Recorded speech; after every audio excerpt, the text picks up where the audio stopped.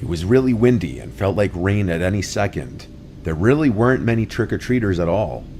My mom was disappointed because she goes all out with the candy too. She's always been one of those people who makes a bunch of homemade goodie bags with a bunch of different candies inside. I could see how upset she was that she wasn't going to give most of them away at this rate. The day progressed, and I was in my room playing video games on my laptop, while my mom was downstairs in the living room and kitchen handing out candies to the few trick-or-treaters that would come. And then it started to rain, and that pretty much put a damper on the rest of the day trick-or-treaters wise. I was gaming in my room when I heard a crack from above my room, in the attic. Again, not really abnormal, but I made a mental note that was the second time I heard something from up there. The rest of the day was rainy, and that night it turned into a thunderstorm, perfect for Halloween night. I used to be a big gamer in my teens, and so instead of going out with friends on a Saturday night, I would often just stay in playing video games, unfortunately. This night was no exception to that. I stayed up really late into the night, past my parents. It was still raining outside.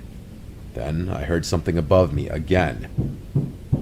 This time it sounded like footsteps. I was wondering if my mom was in the attic putting stuff away, but it was late at night.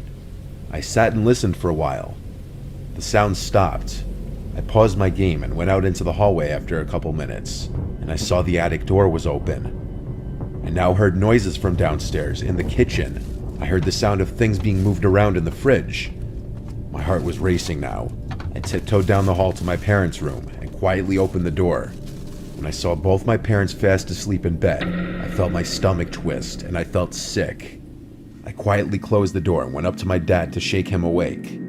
He woke up easily, and I whispered to him, "There's someone in the house." He immediately sat up and said, "What?" I said, "There's someone in the kitchen right now in the fridge. I think they're hiding in the attic." My dad is not a large or confrontational man. He keeps a police baton under his bed in the case of an emergency, but I don't think he ever thought he'd have to actually use it. My dad told me to stay quiet. He went to go look out into the hall quietly. When he came back inside, he whispered that he saw someone down the hall climbing into the attic. He shut the bedroom door and he locked it and then called 911. By now, my mom was awake too, but we all stayed as quiet as possible and didn't freak out. It was now a waiting game until the police showed up. My dad went downstairs to open the front door.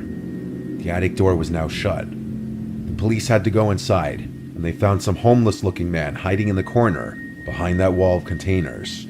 The sounds I was hearing were in fact from a person the whole time. The man, while seeming dirty and kind of scary looking, apparently was very straightforward and honest, that he simply walked in when he saw the front door was open the day before, and he had no place to sleep.